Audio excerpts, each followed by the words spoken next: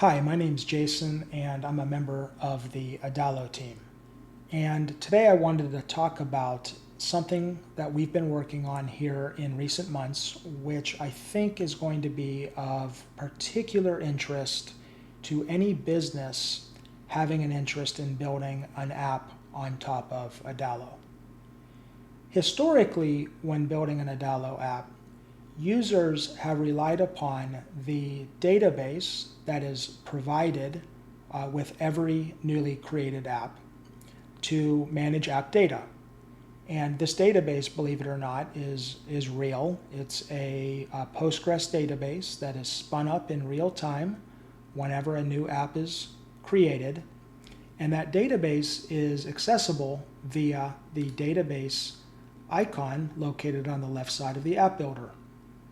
And you can see with every new database, a users table, we call these tables collections, is automatically created. And that's where users who sign up and use your app, that's where they're managed, right? Their email address, their name, their password, and so forth.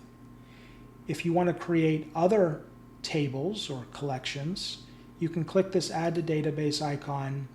You can choose Add Collection, or you can use AI to assist you in the creation process. And we can go ahead and give our collection a name, and then we can add properties to it, and we can also add relationships to it. And in fact, this is one of my favorite features. You can create a belongs to relationship, you can create a one-to-one, you can create a one-to-many relationship, and so forth. This is a very powerful feature, very convenient.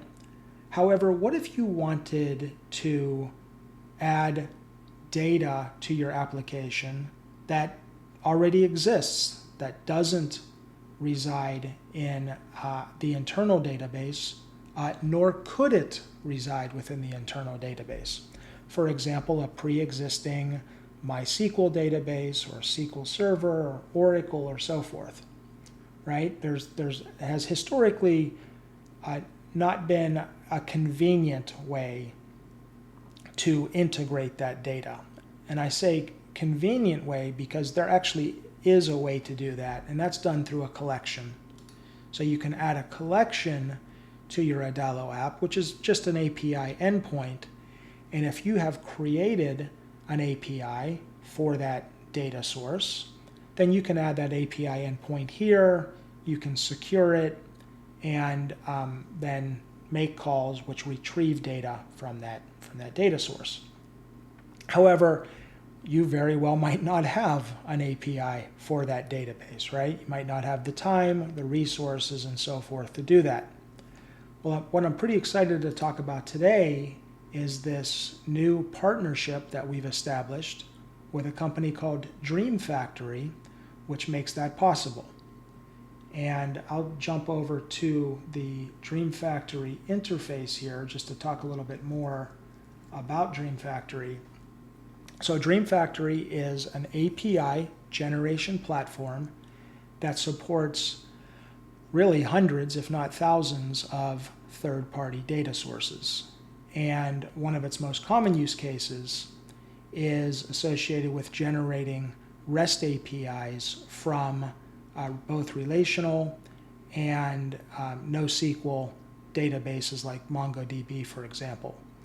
Many organizations around the world use it for generating and securing APIs for MySQL, Postgres, Oracle, SQL Server, and so forth. And if I click the database link over here in the menu, and I go to DVD Store, for example, this is the database API I'm going to show you today, you can see that we've generated an API for this particular database by supplying a set of credentials. And once that's done, believe it or not, once that's generated, DreamFactory will have also created all of the API documentation for that REST API. And if I scroll down here, you'll see there's quite a few endpoints that are made available to the client. Now, of course, using role-based access controls, and I'll talk about that in a moment, you can lock down which of these endpoints to a great degree of specificity are going to be accessible. So let me just show you a quick example here.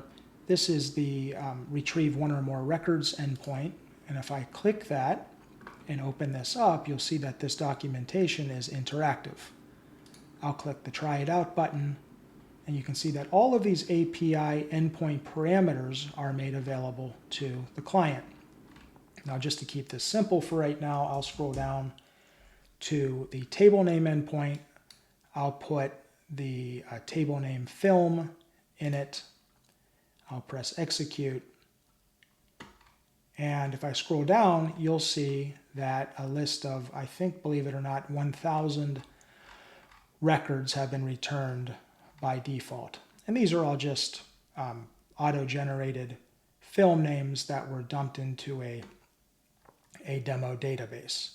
And you can see, by the way, we also have foreign key relationships, right? So this particular film is related to a language in the languages table having an ID of 1, and DreamFactory, just as Adalo does with collections, DreamFactory also has robust support for relationships to the point that you can make an API call which allows you to join tables together and then return all that data together in a single API response.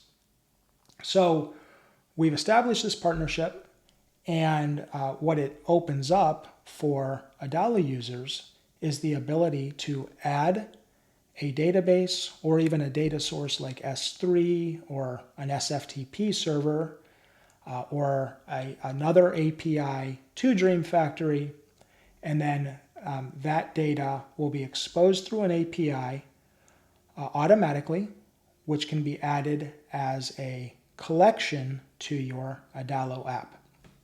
And let me just, before I jump back into Adalo to demonstrate that capability, let me just show you one more feature here inside DreamFactory. So if I click role-based access and I jump over to DVD store, maybe I called this Aquila. Try one more time. DVD, oh, there it is, DVD space store. I'll go ahead and open this up, and this is where you define a role-based access control for that generated API. And what you can see here, I've attached it to what DreamFactory calls a service, to an API called DVD store. In this particular case, just for demonstration purposes, I've made all endpoints available, but you can lock this down to specific endpoints, specific tables in the case of a database. And then you can decide which REST API methods are available to you, right? So again, for demonstration purposes, I've basically completely opened this up, and you can see I've chosen all HTTP verbs here. But if you just wanted a read-only API, you can do that. Okay, so I'll go ahead and put this back, and now I'm going to return to Adalo to show you how this API, this database, I should say, can be easily added to your Adalo app. Give me one moment to switch back to Adalo. And so I mentioned the collections previously. And you can see here we have this just demonstration app. It's called Real-Time Video, and ostensibly it's a video rental application where you can choose your movie and then watch it through the app, right? So in order to bring in that data, that film data about the actors and so forth, what I've done is I've added an external collection. And you can see that once that collection is added, Adalo recognizes all of the underlying table columns, okay? And if I click here and click Edit Settings, I'm gonna back up and go to Edit Endpoints. You'll see that we have these 5 endpoints available to you. Now again, whether or not these endpoints actually work are going to depend upon how you've defined your role-based access control, which is a good thing because sometimes you just want a read-only app.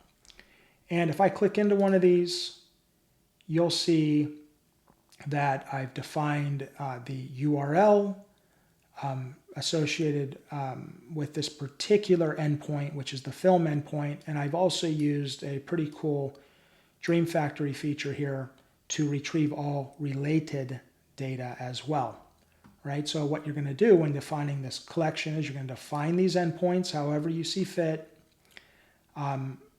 You are going to define an HTTP header containing your API key, which would be here. I'm not going to show that because it would expose a test key. And then what you do is you run a test. And in a moment here, we should see hopefully a successful test. So what's happening right now is Adalo is talking to that API. And sure enough, it's successful. I haven't made any changes, so no need to press Save Collection. I'm just going to click out of here. And this brings me back to the App Builder.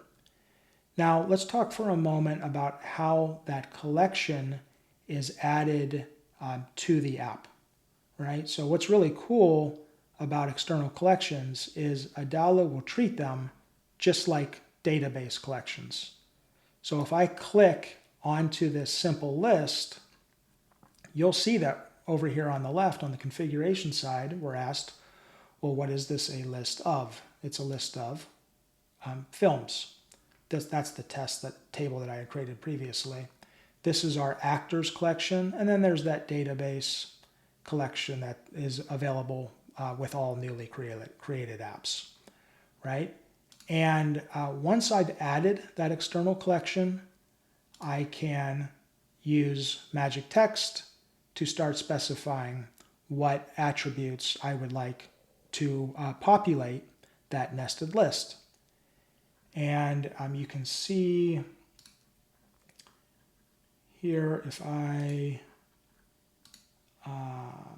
back up a little bit, well, there's an action, of course, a click action that has been added. So when you click on a film title, you are taken to the video detail page. And then if I click into one of these title, you'll see, for example, we have the film title. And then I've also created another demonstration, another demo here where, not sure what's going on there, but at any rate, where a simple list would be generated. Now, if we go ahead and have a look at this app in preview mode, I'll show you how everything comes together. Okay, so let's go ahead and demonstrate this app. I'm going to click the View App button here, and we'll go to our staging preview. That's going to open up the new tab.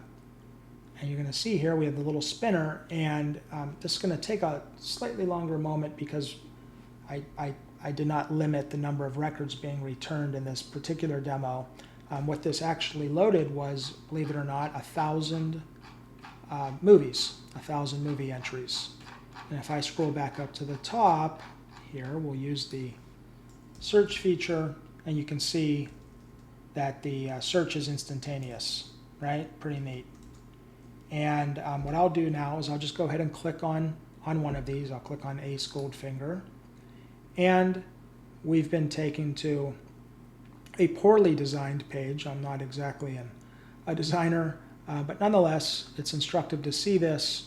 We've been taken to the detail page, and we see some information about this particular film, including the title, the rating, the rental price, the genre, and a small, this is the language, and then a small description of that particular film. So we're still in early days with this feature. We do have a pretty extensive roadmap in terms of other features we'd like to add, but what's really cool is this is ready to use now. If you wanted to start bringing in very easily third-party data, such as a MySQL database or Postgres or Oracle or SQL Server, again, or data from a file system such as AWS S3, it's now possible to do that in a very easy, very convenient way. And if you'd like to learn more about this feature, feel free to get in touch with us, and we'd be happy to walk you through a longer demo. Thanks.